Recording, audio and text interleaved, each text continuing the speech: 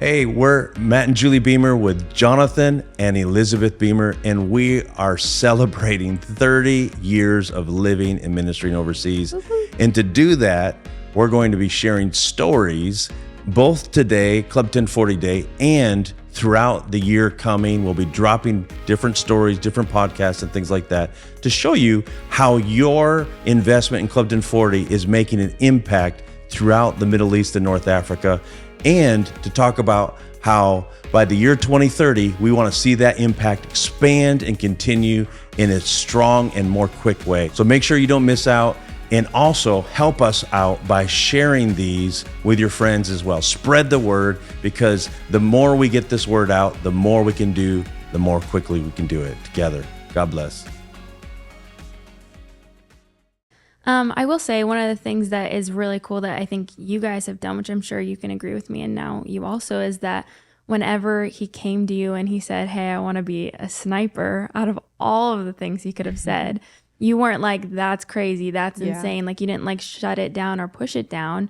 You guys, both of Mom and you, have been really great about championing us to do these things, even though it may seem crazy. Or I mean, and even now, like the studio, it's something that you guys have championed throughout the years. Like, so just for anyone listening, if you have a kid who's saying they want to be the best sniper in the world, you know, it's something that you can encourage them in, and, you know, just help them out. I think that's been one of the coolest things that I've seen our parents do. And I've, even with Adeline, who's 2 months old, I've already seen, you know, you do that with her. So yeah, I think it's super cool. Yeah, I was thinking about when you were talking about the binder you made for him to be able to visualize his future.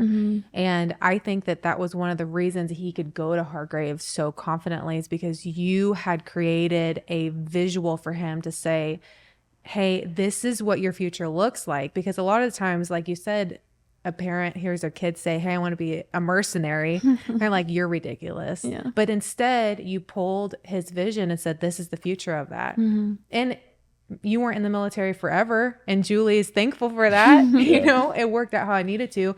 But he only could go into confidence in that because you guys put that in front of him. It's a big deal. So it might be a good time to talk. I mean, so as soon as you said that, I'm like, okay, you know, we got to start working on your grades. But then also, you got to start exercising a little bit. I remember the first time we were in Abuja, Nigeria. It's hot, and the last thing I want to do is get out and run. But I remember getting out that first day and going for like our first, like, you know, 2 mile run.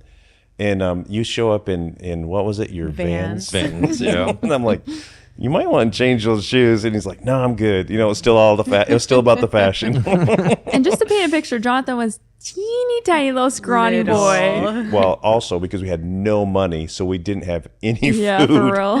nothing Powdered milk. to eat. And then he met Michelle, and all of a sudden he was eating a bunch of peanut butter and walnuts. bulking up real fast. Yeah.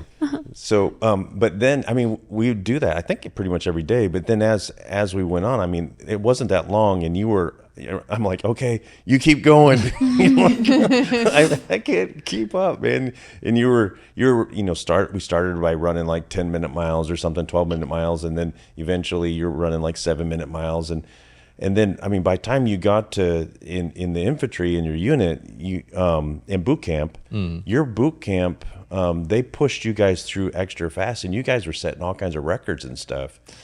Well, for the run times and stuff, it's fast. I mean, 6-minute mile type stuff. But the boot camp experience, our group were, trained pretty well.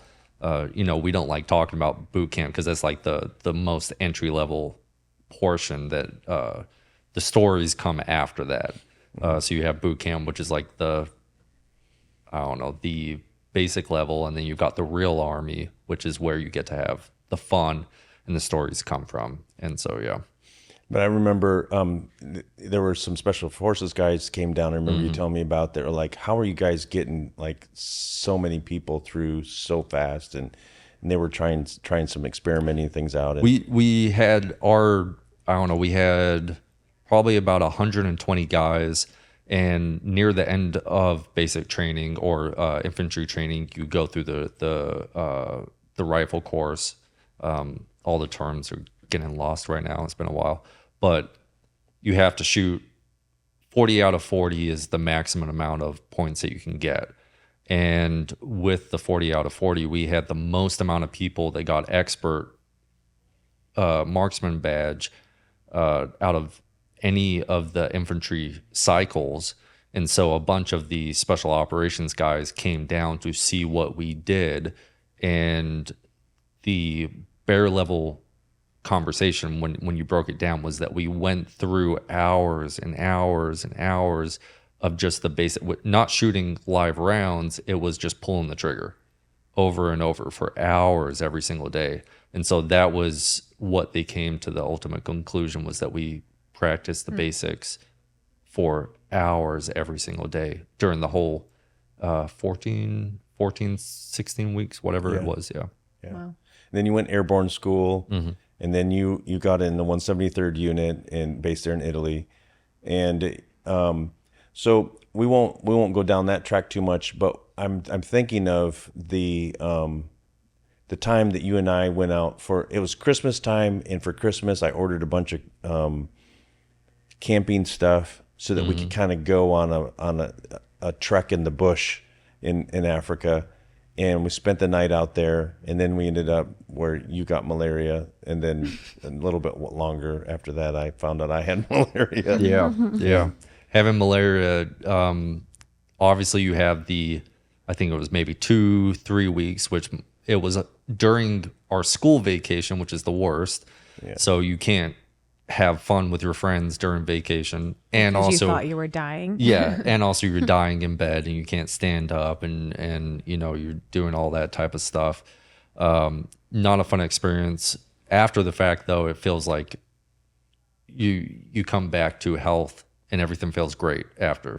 So that's a positive. But also, you can't give blood for X amount of years. It's like 10 or something. It's 10 plus years, and so I refuse to give blood just in case there's anything. I would hate for someone to get blood and have malaria. And it's still I've had effects far down the line. There was one time in Hargrave in the military academy where I was just like suffering by myself for no reason whatsoever for 5 hours, and I really feel like it had something to do with malaria. It happened 3 hours during basic training, and pretty much at that 10-year mark, I guess, I haven't had it since. And so malaria was a very good time. So all of us have had it except for you, I think. Boop, boop. Picture of health. Yeah. But I mean, going back to how skinny I was, I had to take because my weight level meant that I couldn't take the adult pills, and so I would have to take the 3 a day, which for the malaria cure, malaria pills, and so I'm not doing that. That's awesome. Thank you so much for hanging out with us, hearing some of the stories, and letting us pull back the curtain a little bit and invite you into our family adventures over these last 30 years. It's because of you that Club 1040 has been able to do anything that we've done. Thank you so much.